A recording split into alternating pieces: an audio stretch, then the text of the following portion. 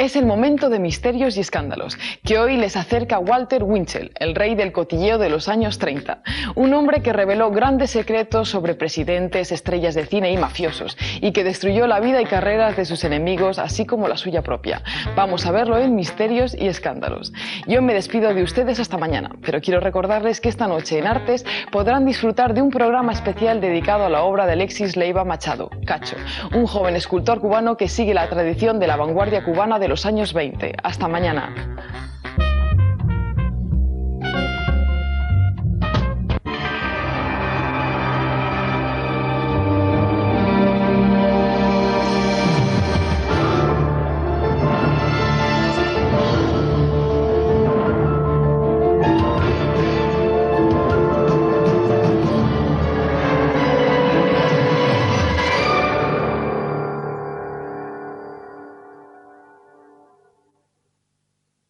Buenas noches, señoras y señores de toda América.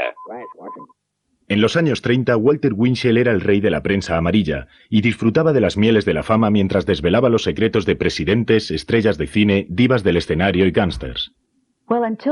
No existía nadie semejante hasta que Walter Winchell apareció en este mundo.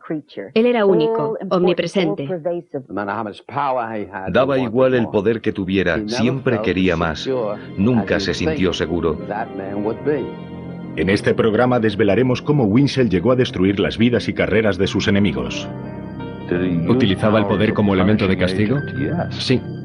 Si no le gustabas a Winchell, te apuntaba en su lista negra y a ver cómo salías de ese purgatorio. También veremos cómo los miembros de su propia familia fueron víctimas de su implacable ira. Llegó a destrozar a sus propios hijos. Les privó del derecho a elegir su futuro. Uno de ellos incluso se suicidó. Explicaremos cómo este buscador de trapos sucios se convirtió incluso en enemigo de sí mismo.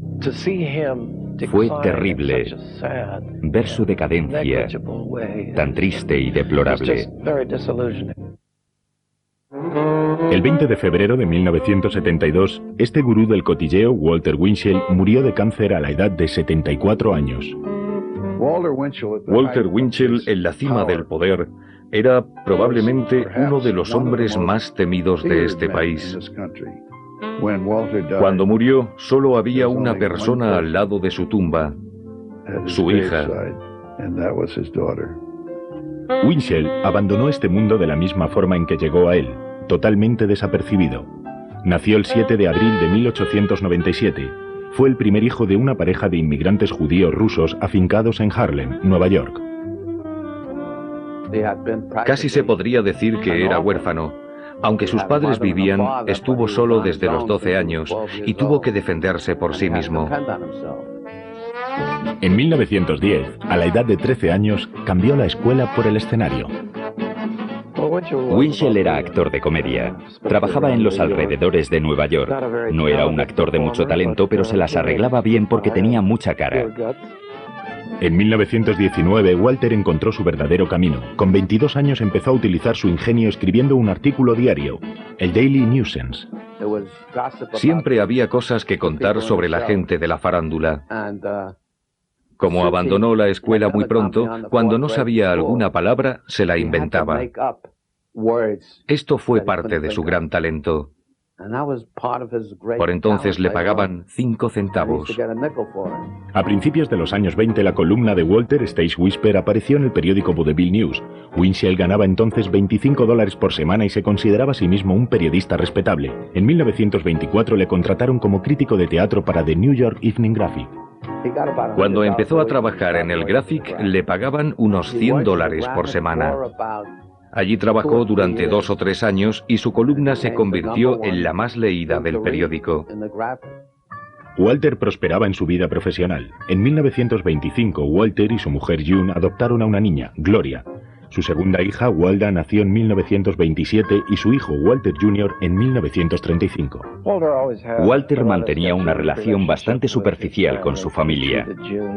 Trataba muy mal a June. Tenía muchos líos amorosos con actrices, coristas y cantantes. Nunca estuvo muy apegado a sus hijas. Cuando estaba en casa, Winchell dedicaba más tiempo a su trabajo que a su familia. En 1929 conoció al padre de la prensa amarilla y magnate de los medios de comunicación, William Randolph Hearst. Le ofrecieron $1000 por semana en el Hearst Daily Mirror y, por supuesto, aceptó. El Mirror era un periódico de primera y significó un gran empujón en su carrera, tanto en los periódicos como en la radio. En 1933, con 36 años, Winchell se inició en la radio con su primer programa de noticias. Le pagaban $15.000 por un programa de 15 minutos. Era el locutor de radio mejor pagado de la historia. A principios de los años 30, la voz de Winchell se escuchaba en 500 emisoras de todo el país y su columna sobre cotilleos aparecía en 2000 periódicos. Winchell se convirtió en una autoridad en materia de secretos y mentiras de la gente famosa. Lo fantástico era que sabía bien lo que al público le gustaba. Incluso cuando cometía un error conseguía salir airoso. Por eso él siempre decía que tenía un ángel de la guarda. Este ángel pudo haber sido su hija Gloria. En 1932, la hija de Walter murió de pulmonía a los 7 años de edad. Winchell quedó destrozado. Siempre había un zapatito de bebé al lado de su máquina de escribir y antes de empezar a redactar su columna lo tocaba. Walter se refugió en su trabajo. En 1934, una de las mayores historias que circulaba fue el secuestro del hijo de Charles Lindbergh. Winchell descubrió al principal sospechoso al mismo tiempo que el FBI. Fue el primero en descubrir que Bruno Richard Hauptmann era el principal sospechoso del caso y no dijo nada. No lo publicó porque no quería interferir en la investigación oficial. Como resultado de esto, se hizo muy amigo de John Edgar Hoover, quien expresó públicamente que esta era la manera correcta de hacer las cosas en la prensa.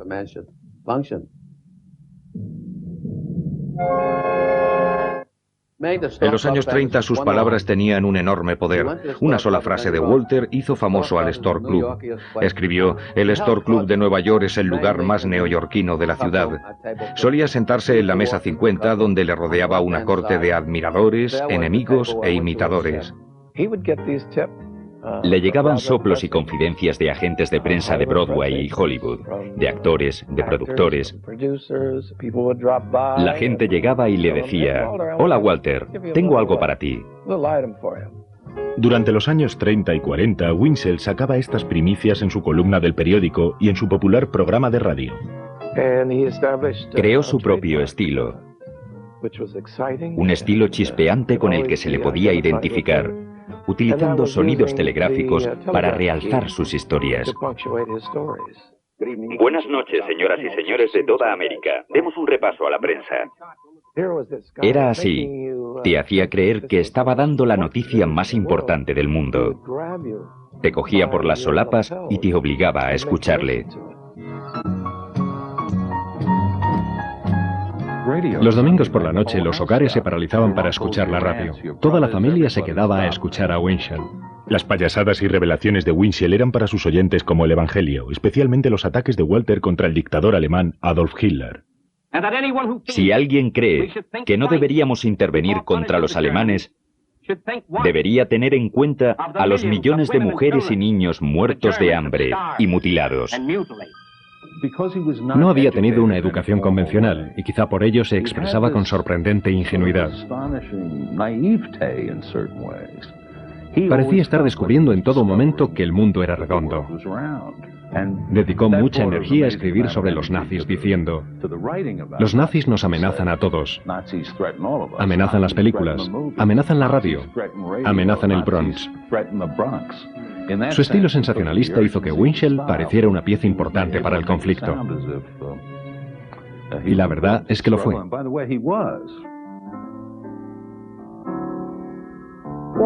Walter Winchell obtenía toda su información de primera mano. El presidente de los Estados Unidos se lo llevó a Washington para decirle lo que esperaba que dijera en su columna. Esto favoreció la participación de Estados Unidos en la Segunda Guerra Mundial.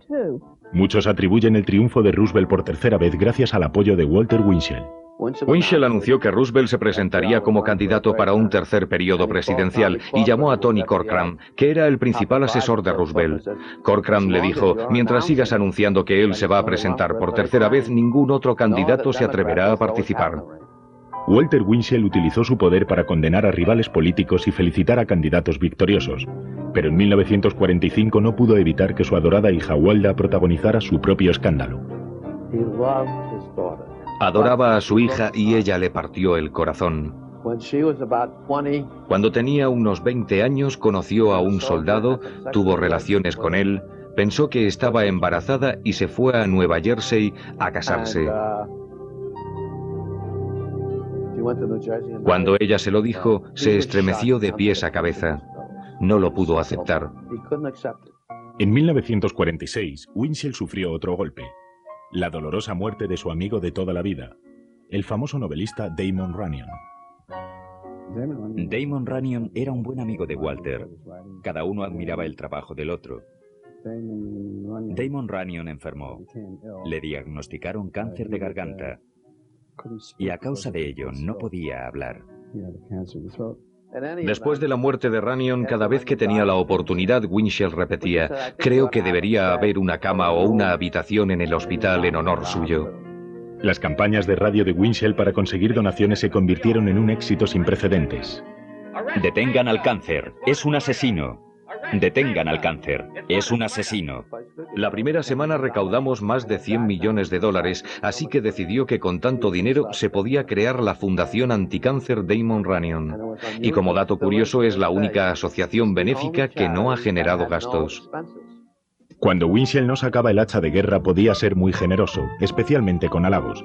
En 1950 el dúo de humoristas Dan Rowan y Dick Martin consiguieron el visto bueno de Winchell casi 2 décadas antes de hacerse famosos. Rowan y Martin estaban a punto de separarse. Se habían ido a Canadá. Llamaron a su agente y este les dijo que regresaran inmediatamente porque habían conseguido colocarse en la cima. Winchell los había mencionado en su columna, y bien se sabe que una mención en la columna de Winchell significaba éxito. Josephine Baker volvió triunfante a Nueva York después de la guerra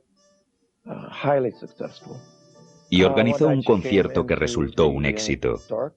Una noche llegó al Stork para celebrarlo y no consiguió que la atendieran. Baker creyó que la rechazaron por el color de su piel. Abandonó el local e hizo declaraciones contra el Club Stork. Curiosamente, Winchell guardó silencio sobre el tema. Resulta extraño, porque era un defensor de las minorías. Él no dejó de acudir al Club Stork. Winchell estaba esa noche en el Club Stork. Sus amigos insisten en que no sabía nada de lo que ocurría con Baker. Si Baker hubiese dicho que creía que no la atendían a causa de su color, Winchell habría solucionado el problema en 5 minutos, pero lo que hizo es ir a un programa de radio y denunciar a Billingsley, el dueño del club, tachándole de racista. Dijo que Winchell estaba al corriente y no había hecho nada al respecto, que también era racista. Winchell fue duramente criticado. Se dedicó a atacar a Josephine Baker, y esta guerra sucia comenzó a minar la credibilidad de Winchell. Un periódico rival, el New York Post, hizo que Winchell probara su propio veneno. El Post atacó a Winchell con una campaña de descrédito en 25 artículos. Examinaron sus columnas de los últimos 40 años. Todos los días presentaban un recuadro que decía los errores de Walter. Desenmascararon a sus negros, destaparon sus líos de faldas y utilizaron sus armas contra él. En 1952, Winchell se alió con uno de los más controvertidos líderes de la historia americana, el senador Joseph McCarthy. McCarthy organizó la caza de brujas contra los comunistas de los años 50, y a pesar de que ambos tenían diferentes objetivos, se encontraron con un enemigo común. McCarthy pensaba atacar al director, al editor y a todos aquellos que trabajaban en el New York Post. Winchell decía: mientras dispare contra mis enemigos, no dispararé contra el resto de la gente. No lo hizo por amor a McCarthy, lo hizo porque McCarthy atacaba a sus enemigos y todo lo que atacase al Post le parecía bien. Winchell criticó duramente al Post tanto en su columna como en su programa en la cadena ABC. ¿Utilizaba el poder como elemento de castigo? Sí. En la era McCarthy, Winchell utilizaba su propio poder para hacer daño a la gente. Esto es verdaderamente lamentable. Cuando atacó a Jimmy Wexler, editor del Post, que había sido comunista fugazmente en 1931, este declaró que estaba dispuesto a seguirle el juego. El Post reaccionó y demandó a Winchell por calumnia. Sin embargo, la ABC se negó a indemnizar al locutor de 58 años por un comentario mordaz. Walter estaba furioso. La única forma de romper un contrato vitalicio fue como lo hizo él. Lo rompió él mismo. Fue el mayor error que cometió. Lo hizo pedazos en un ataque de ira. Recuerdo que se lo dije, su abogado también, todo el mundo se lo dijo. No lo rompas. Y lo rompió. La audiencia de Winchell iba decayendo y la ABC estaba encantada de haberse deshecho de él. Entretanto, los directivos del New York Post le propusieron retirar la demanda si Winchell se disculpaba públicamente. En 1955, el humillado columnista de 58 años presentó sus disculpas admitiendo su derrota ante sus rivales del Post. En los años 50, Winchell perdió su audiencia. Fue el narrador del drama policíaco Los Intocables, pero al término de la serie en 1963 no consiguió relanzar su carrera televisiva. Mientras tanto, su columna desapareció de los periódicos de todo el país. Emprendió varias cruzadas que no acabaron de agradar a los editores. Les pareció que se estaba convirtiendo en un comentador muy impertinente y se deshicieron de él. Vagabundeaba por las noches con lo que había escrito ese mismo día en la columna. Se presentaba en el Morocco para mostrarlo entre las mesas. Era una imagen patética de la pérdida de poder.